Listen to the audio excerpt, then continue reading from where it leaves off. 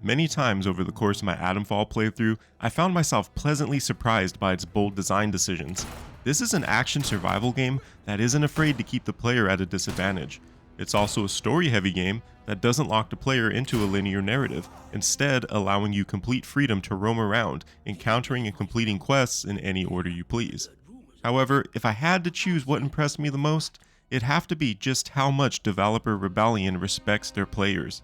I played the game on the highest difficulty, which turns off the compass, map markers, and any semblance of a structured narrative. There wasn't an endless sea of icons on my map or waypoints littering my screen. Hell, I had to actually read notes I picked up and listen intently to NPC dialogue about where to go next. It really made me feel like I was personally in this world, piecing together the mysteries of the zone as I wandered around, discovering new locations and information that helped me complete the next quest.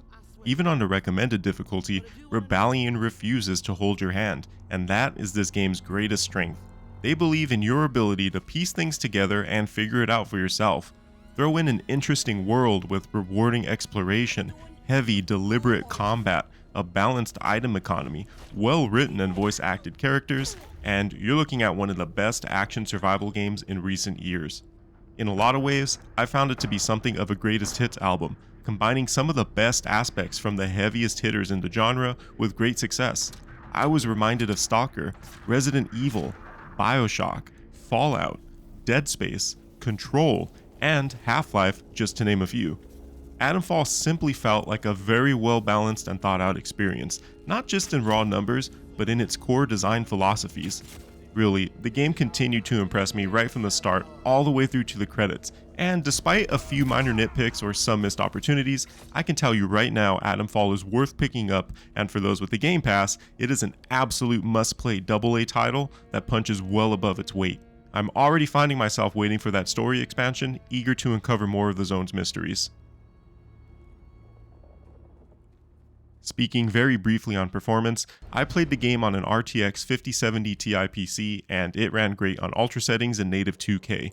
The frame rate was solid, it never stuttered, and I didn't experience a single crash in my 15 hours of playtime. I really have nothing to complain about. It felt well optimized from start to finish and looked great. I'm not even sure I encountered any bugs or glitches, a very welcome treat in today's space.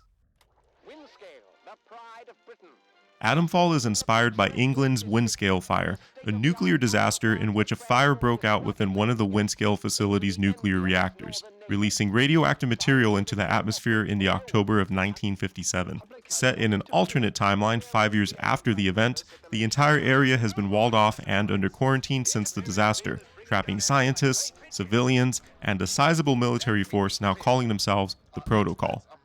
Over the years, it became clear there was something more supernatural going on within the zone, as soon after some of its inhabitants began hearing voices coming from the soil, and even forming a pagan ritualistic cult known as the Druids, devoting themselves to the voice. The Protocol, now authoritarian with heavy fascist vibes occupying the town of Windham, are locked in conflict with the Druids, desperate to keep any ties to the disaster quiet and under control through any means necessary.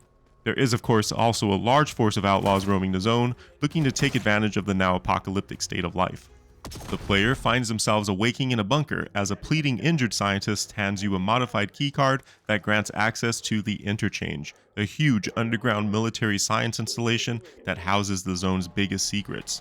With neither of you certain of who you are or how you got there, all that matters is you gain access to the Interchange, learn the truth, and escape the quarantine zone. With that, the game just gets going, immediately throwing you out into its world to fend for yourself, your first encounter being with the Operator, a disembodied voice from old, out-of-service telephone booths scattered around the zone. Though the Operator is often cryptic, one thing is made abundantly clear: they want you to kill Oberon. Oberon must die. Who or where Oberon even is, well, that's up to you to discover. The game's quests, at least on the recommended settings, don't point you to where you need to go. They instead function like investigations, with every piece of information you uncover unlocking more clues about where to go next or what exactly it is you need to do. From talking to NPCs or finding notes out in the world, any useful information will contribute to the relevant task at hand in your journal. There is also no set order in which you have to complete them, so you're not only given complete freedom to traverse the entire world any way you see fit from the start, but also the freedom to piece it together any way you please. It's a very refreshing change of pace, and I absolutely loved it. It really encourages you to pay attention, to actually read the documents you find, or check your notes constantly like a detective solving a crime.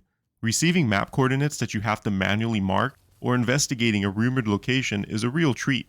It creates this highly engaging loop of intrigue within the already excellent exploration. Speaking of paying attention, luckily it's made easy because the world is so fascinating right from the start. Characters are well written and acted, with meaningful dialogue that contributes to the situation or plot at large, instead of assaulting you with non-stop exposition dumps. I also found most of the notes to be well written too, providing just enough information that's actually useful without being overbearing. You're also rewarded for your efforts, as several times I read information that helped me figure out other quests even though the note wasn't directly tied to it, like a quest mentioning a location, then an unrelated note providing details on how to access it. Very early on, this created a solid feedback loop that encouraged me to really pay attention to everything the game was telling me because it all felt meaningful. That same care was put into the world itself, which is split up into 5 reasonably sized regions. These areas aren't huge, which is a good thing because there is no fast travel, but each one is dense with locations to discover, both marked and unmarked. There's not a lot of bloat or filler here. You don't have endless checklists to complete or areas to clear, but with character progression so deeply tied to exploration, you'll definitely feel compelled to clear every inch of the map nonetheless. Like any good survival game, you'll of course always be on the lookout for the obvious, like medical supplies, ammo, crafting materials, crafting recipes, and of course weapons, but the real reward is finding training stimulants which unlock your skills. The skill tree itself is simple but effective. There's no wasted nodes or prerequisites that feel like bad purchases, and even with light exploring, you should be able to piece together something that complements your playstyle. More skill options are unlocked through manuals, which can be found, bartered for, and obtained through some quests. Of course, besides exploring, you'll primarily be engaging in combat, which is this very heavy, cumbersome dance with a focus on melee attacks, often against groups of foes. You can sneak and take down enemies, but you'll inevitably have to fight head-on, especially on the higher difficulties. You have an attack, heavy attack, can throw your weapon, and kick, which is essentially your interrupt in place of a block or parry. Instead of a typical stamina bar, you have to manage your heart rate, which mostly functions as you'd expect. A high heart rate means slower attacks, dim vision, more weapon sway, and makes you easier to detect while sneaking. At the start, you'll be desperately trying to sneak around, picking off anyone you can before being detected, at which point it turns into a slow-paced back and forth, kicking enemies into each other, moving in for a heavy hit, and then backing off. Then, as often is the case in this genre, by the end you'll be a walking armory of firepower, with an assortment of guns, throwables like explosives, and tonics that grant buffs like resistances to various ailments. I really found the combat enjoyable, reminding me of the slower-paced survival horror games, but with more freedom of choice since you can very quickly find a wide range of weaponry. Plus, even on the highest difficulty, headshots are always more effective, throwables always hurt, and every weapon felt viable even without its supporting skills. It made combat feel like a desperate shuffle to use everything I had to ensure I emerged victorious. It wasn't until much later that I settled into a favorite loadout.